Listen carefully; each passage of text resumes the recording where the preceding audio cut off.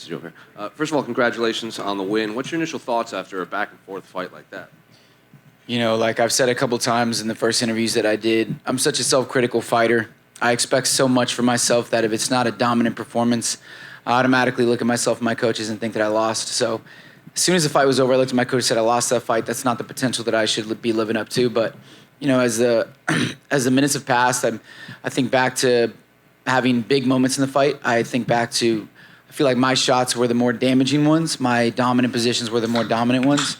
So I got to go back and watch it again. But initially, as soon as the fight was over, I thought I lost, but that's just because of the expectation that I set for myself. So you weren't even thinking about when they were reading the split decision, you just, after the fight, you assumed you had lost given that you just didn't get the finish? Right, I assumed the worst and just hope for the best, you know? So now that the dust is settled, like the crowd was really into that fight, so you might be disappointed on not getting the bonus or the finish, but is there a silver lining in that you guys did put on like an exciting fight for the fans? 100%. You know, the gladiatorial performance in itself is what I'm in the sport for.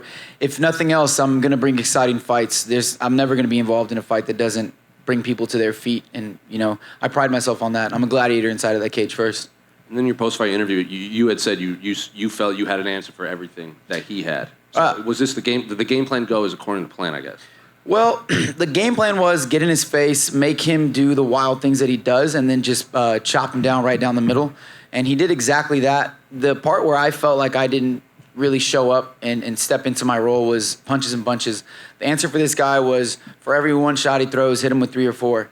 And the power will start to unfold as we start to touch him and touch him and touch him. I found myself in a 1-for-1 firefight, and that's where I feel like I didn't, you know, really fully live into the game plan that my coaches set.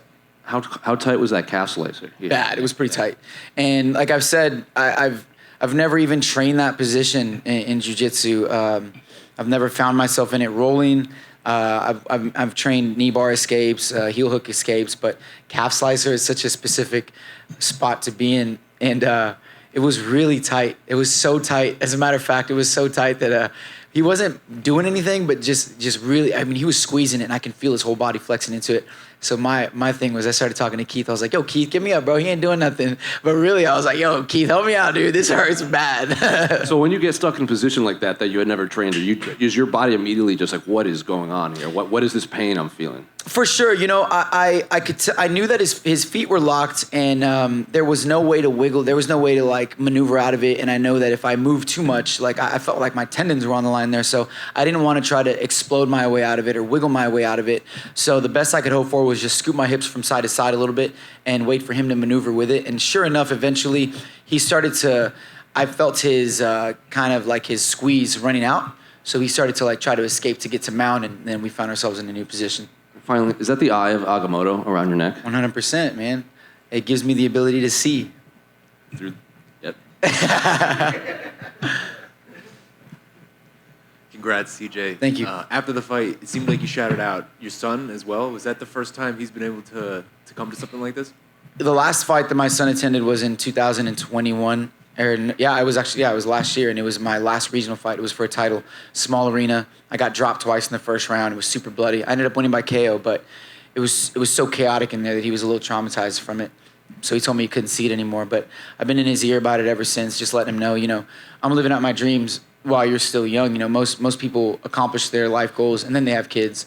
But I had you while I was still trying to climb the ropes in this, and you know, to have you out here, and we get to travel to cool places and see cool things, and you get to see a bunch of people screaming your dad's name in an arena, you know, it'd mean the world if you were here. So he mustered up the courage to be out here. So I wanted him to feel seen and heard by me, because, you know,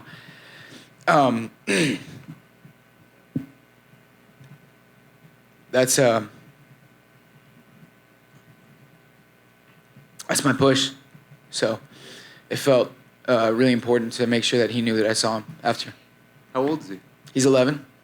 So he's old enough now, you know, he's aware, and he's such a sensitive kid. He's nothing. I mean, he's better than me, you know. So like he's heartfelt, and so to see me getting hit or just this whole environment, it's not necessarily his thing the way it is my thing, but I'm living out my dreams. And like I said, you know, someday you'll live out your dreams, and for now you just get to see me do it and just watch how I do it and then do it better. I mean, a sold-out arena. Yeah, right. That's a good start. From the regional championship fight. I mean, does that just make you proud to be able to show him something like this?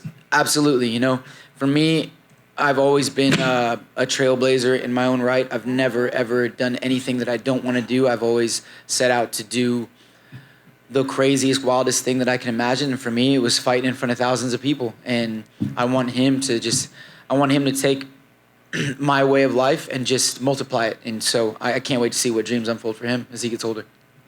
Last one. I mean, you got the first one out of the way, the first win in the UFC. What's next for you? You know, I got to heal up these bruises, talk to my coaches. I felt like I was in my element, but at the same time, I didn't feel like I was fully in my flow tonight. And I really want to find my flow next time I step into the octagon because my potential is so high. I am a world-class fighter. I am a champion-level fighter, and I just want to live up to that every single time that I step into the octagon. And today, I just felt like I wasn't firing on all cylinders. The fighter in me is going to rise up to the occasion every single time. So if the technique fails, then the fighter will show up and make up for that, which is what happened tonight, you know? So my plan is to go back, reevaluate some things, heal up these bruises, and knock out this contract before the end of the year. I got 2 fights left, and I don't want the year to go by without finishing this contract out. I actually lied. One more. From here, it looks like it's pretty rough. How's the forehead feeling? It's not too bad. I mean, oh, wow. Yeah, it's a bit of a dent. What's going on here, dude? It's probably that spinning elbow, I guess. You know, I got a dramatic face. Let's put it that way, dude. I mean, like, I could bump my head on the wall. I could bump my head on the table right now. It'll bruise up. I'm a dramatic guy, so it's nothing. Hey, so is GSP. It's okay. Yeah, we'll be all right. It's proof that I was here.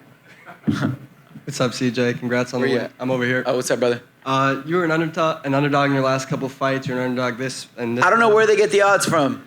I was going to say, does that light a fire under you? Yeah. And added motivation? I mean, look, man, and this is no disrespect to Kleydson. None at all. He won his Contender Series fight against a guy that was 5-0. He drug him out to a decision, couldn't finish him. My Contender Series fight was a 41-second KO. My last loss was to O'Day Osborne, a fight in which was back and forth. I dominated the third round.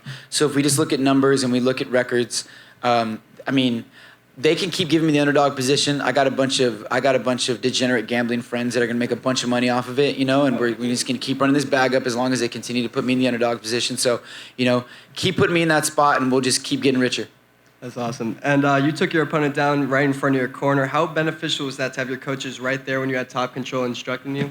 It's great, you know, because there was one time where I think I was in his corner on the mat. I don't know if that was first round, and you know, they were coaching him up. So to have my jiu-jitsu coach Ray in the corner, just walking me through the position, making sure that I'm keeping his head against the cage, making sure that I'm creating angles to land my elbows, following his hips, making sure that I'm aware to not let him get too comfortable with his foot on my hip, this, that, and the other. It's always beneficial to have your coaches close by to your ear.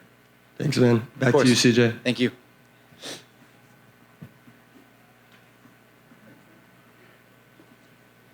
All right. We'll see y'all soon.